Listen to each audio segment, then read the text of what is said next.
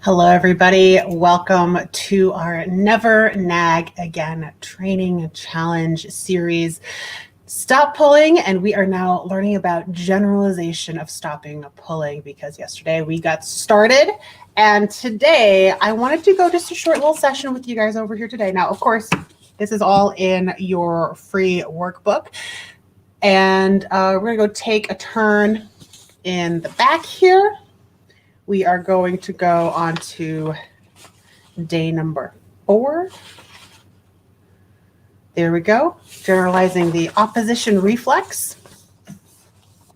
And here it's got some general ideas of what you need to prep. So we're going to need your leash, your dog's meals in a pouch, a quiet and calm environment with low foot traffic or other distractions. So yesterday we got a start on what it looks like to teach our dogs to stop pulling on leash, and when they feel leash pressure on their collars, what they should do in response to that. And we also delved into our collar cues game. Okay, so here there's kind of a general guideline, kind of like what we did the other day for our generalization, starting here, ending down here. Ideas of how to get started with generalizing this particular behavior. And here it says, first, each room in your home, right? Because in order to start generalizing behavior, we need to practice in different environments, but nothing that's too difficult for them. When a family pet is present, but potentially further away, is a great place to start. Now, every time that you start a brand new distraction, right? I want you to highly, highly reinforce and pez your dog. If they're able to pay attention to you, not pull out the end of their collar, and just stay there and or follow the direction of your collar cues. Because depending on how difficult that distraction is, you can't just use your regular single reinforcement, right? Pezzing with multiple is very, very important, okay? When a family member is present, again, one distraction at a time, right? Near a door. We saw that, right? We saw that with Reaver the other day during the live. I was showing you the video of how we do that with the door introductions, with the door starting to open, with the door fully open, outside on front porch, on the sidewalk, and in a pet-friendly store. Now, what I like to do before jumping into the pet-friendly store is actually practicing in a parking lot. And I want to tell you guys about, I'm sure I'm not the first person who's come up with this, right? But I didn't get this information from anyone in particular. I just know based on how you're supposed to progress through training, what's been working and what you should be doing. So if you're ready, if you've done everything inside the house, if you've done with opening the door, if you've done it on your front porch, if you've done it up and down your driveway or along the sidewalk or along the street with dog, people, whatever distractions, right? And you are ready and you've generalized this behavior, then we're ready to hop in the car, go to the nearest parking lot. Again, you're looking for something super low distraction, right? Not people coming in and out of the car, something pretty empty. Maybe they're coming in and out, but they're far away. And if your dog's still struggling with that, find an empty parking lot, right? You just adjust it on what you see from your dog. And then all I do, I set a timer for 3 minutes, pop outside with my dog, practice for 3 minutes. When that timer comes off, we go back in the car, have a break, chill out, and then we'll pop back out in another minute or 2, depending how long your dog needs to reset. And I found this particularly helpful with Reaver when he was a much younger puppy. Right now he's 8 months, right? Reaver is 8 months right now. When we started this, we were probably around 3 months of age when we started coming in and out of that car. But really 3 minutes is that sweet spot. I measured the time for him in particular at 3 months of age. He capped out at 3 minutes. Your dog might be shorter. Your dog might be 30 seconds, right? So play around with it a little bit, see what your dog's attention span is, and end it before they get bored and tired. If you're ending it when they get bored and tired, it's not setting up for success for the next repetition. Okay, so set that timer, something that is going to end before they get bored and tired. And you're going to have a dog that really loves and starts to develop that drive and wants to keep working. And you can start building that duration from there. Okay. Otherwise, we're going to be building a dog that doesn't really want to work, because when we work him too long and too hard, and he'll know that, right? And the duration that the dog wants to work will actually get shorter and shorter and shorter rather than longer. And we're looking to build that duration of wanting to work. Okay. So 3 minutes, give or take. The other concept I want to get onto is parking lot hopping. In the beginning training stages, we did a lot of parking lot hopping. Have you guys ever heard about parking lot hopping? I know you guys are here live with me. Let me know who's here and where you're coming from so I can say hello. I don't want to talk to my plain white office wall. I want to be here with you guys so that you can get the most out of this live with me. So have you guys heard of parking lot hopping?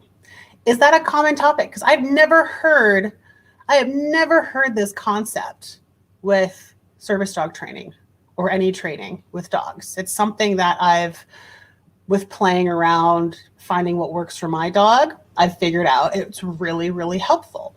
So after 1 or 2 3-minute training sessions, we'll stay in that one parking lot spot. And then Amanda says, no, never heard of it. Kira says, Apollo and I are here, never heard of parking lot hopping. Yeah, you want to hop parking lots. And it's varying, keeping very short, very successful training sessions at a distance your dog can be successful at. And once he's had 1 or 2 training sessions, 3 minutes each with the breaks in between, turn that car on, drive a couple of spaces over, come back out and do it again. Because believe it or not, once you're in that new parking spot, same parking lot, it's a brand new environment to that dog. Everything looks a little bit different. And that's how you start to generalize.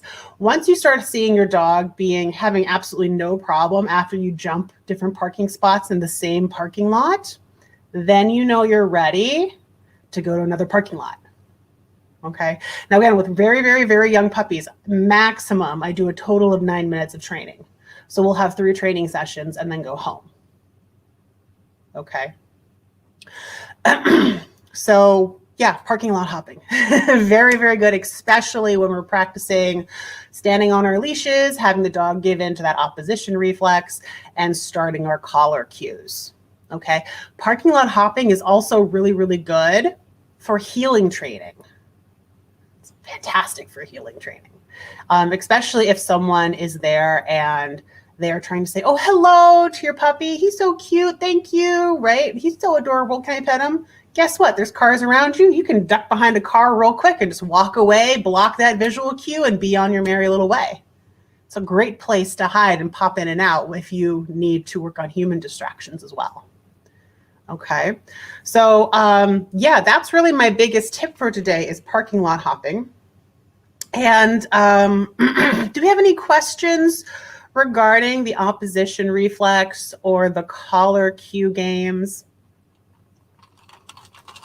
Because generalization, I mean, once you kind of figure out your own recipe for generalization, it's just doing different behaviors in different environments. So I don't normally see trainers spending a lot of time on it unless you need to troubleshoot your generalization, because as always, the number one mistake that trainers and people training their dog will make is they take the training plan is you're taking too many steps, too big of a leap, too quickly. And that's where people start seeing their dogs fail and or them getting frustrated. So is there anything you're getting frustrated with when you're practicing these games? Let me help you.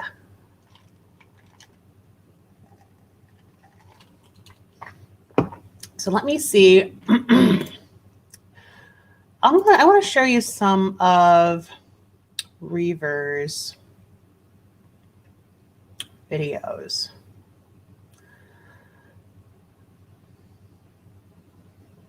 I do have videos of us practicing parking lot hopping, but they're not immediately here.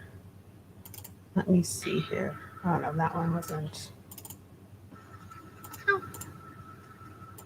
Let me see. Oh yeah.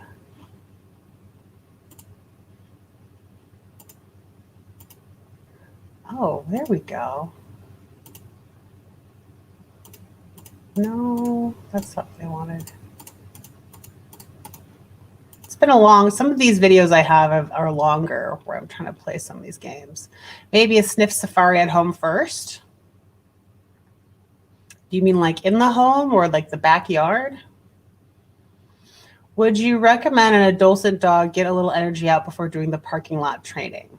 First thing in the morning, you should always be exercising your dog. Hands down. First thing in the morning, you always should be. That's just part of your regular routine. And the thing about exercise is that it's cumulative.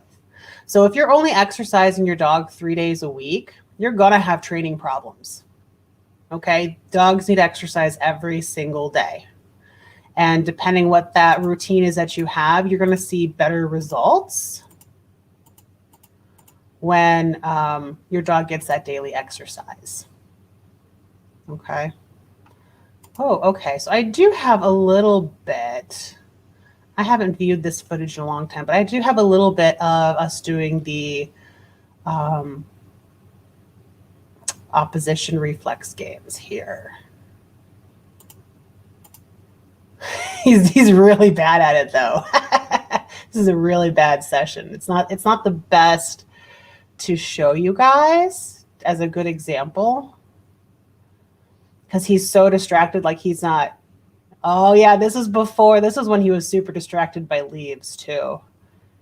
Yeah. All right, well, maybe we can learn from my mistakes here. Let me see.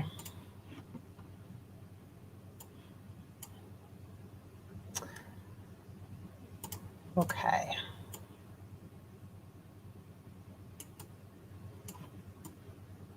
All right, so this is, I'm trying to think here. This was just before I came up with the idea of parking lot hopping. And this was also the time in Reaver's life where we would go out into parks. And as soon as we got to a park, I would let him out. We'd go play. We'd have toys. We'd practice recall. And every time he's out at the park, he gets super excited. Like to this day, he gets super excited. And we're working on that because I'm wanting to incorporate more sniffing rather than like hardcore chase and play. So that's something that we're currently working on. But you can see, I got started on this, right?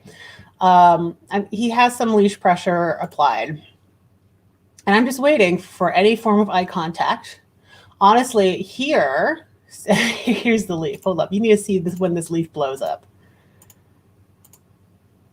Like this leaf blows a little bit, and he's observing the environment, sitting where he's supposed to sit, but nothing's really happening. And I'm waiting. Oh, the leaf moves, and then he's like zoomed in on the leaf, right? So when he was young, he really loved chasing leaves. Thankfully, he doesn't do that so much anymore. We've worked on that. We've done more of these kind of parking lot games in the past. But I'm trying to see. Was I trying to mark at all in here?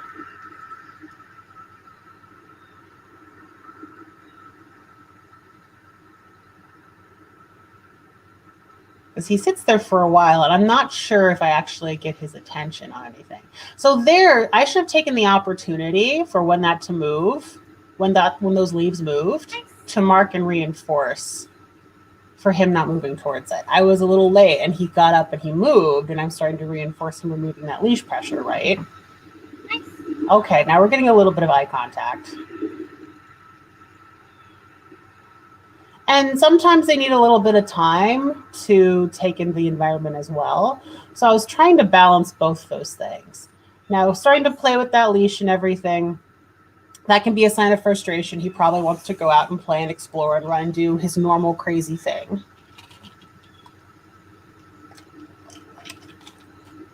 At this point, I was just trying to play the waiting game and be like, okay, where can we get to today? And if I were to change one thing about this lesson is to make it a higher rate of reinforcement. When those leaves blew and he didn't move, I should have reinforced that. I think that's pretty much the end of what I do. Yeah, that's pretty much the end. But that's kind of where you get started, right? And your dog may be super, super distracted like Reaver has been or is in that video clip, which, I mean, it's normal when you're first starting out. These days, Reaver, he takes like half a second, maybe 30 seconds to be like, okay, where am I once we get out of the car? But other than that, then we get right back into our healing position. We practice in the parking lot a little bit back and forth. We actually use the car as a way to keep him aligned and healing the right position. And eventually we start walking in towards the place of business that we're going, whether that's like Starbucks or the outside of Whole Foods or whatever, right? So that's where you start. You play this game, you parking lot hop, maximum play at 3 minutes, get back in the car, do a brain rest, or you can even take a break and play with some toys that you bring along. And then go back out, do it again, see how fast they can come back and to focus on you the second time around versus the first time around.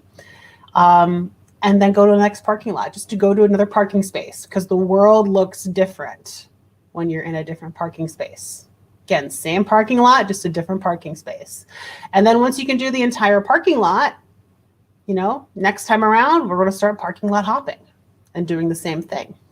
Okay. And as you progress, you'll be able to go from parking lot to parking lot to parking lot faster and faster and faster, because even though this is a low distraction parking lot, it still smells. Smells are everywhere. Leaves are blowing around. There's different sounds everywhere. And that's more than just one distraction at a time. So simply stepping out of your car is a huge change in environment that we need to be practicing with our dogs and not expecting them to focus on us right away. We have to build on it before they can do that. Okay, so any questions? Really short broadcast here today, but this is where all the legwork really comes up. While this is a short broadcast, this is where all the work comes into play. Okay.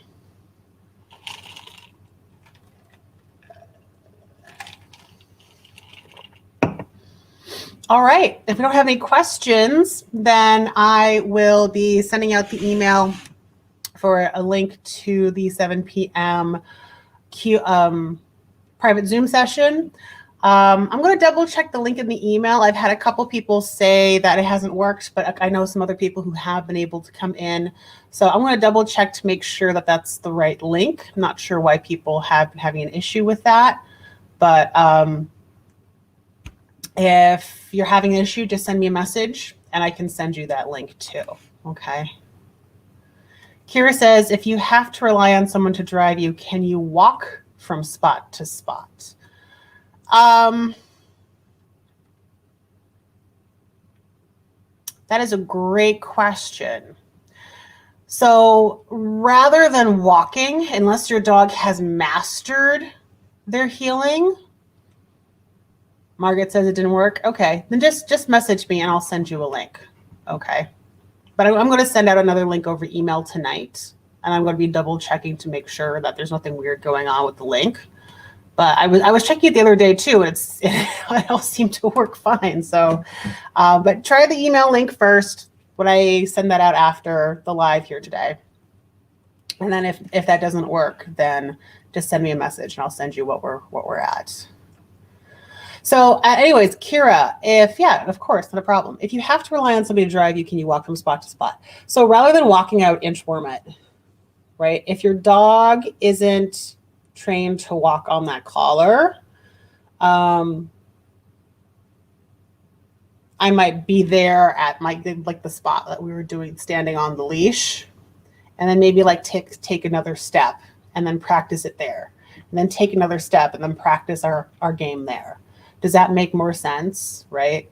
I mean, I guess you could also technically switch it from your dog's collar to their harness so that it doesn't necessarily mess with walking on a collar. Because I would 100%, if your dog does not know how to walk on a collar, absolutely switch that from collar to the harness or whatever else you have to walk that you normally walk your dog on. right? I would not be walking him on that collar yet, because if you walk with your dog on the collar and he pulls on that collar as you're walking to your next spot, you are undoing all of that training you just put in order to get to that next spot. Okay, so either switch it from the collar to something else to get to where you're going, or you can inchworm it. And inchworming's fine, because even if you take a step over, it's still a new environment, right?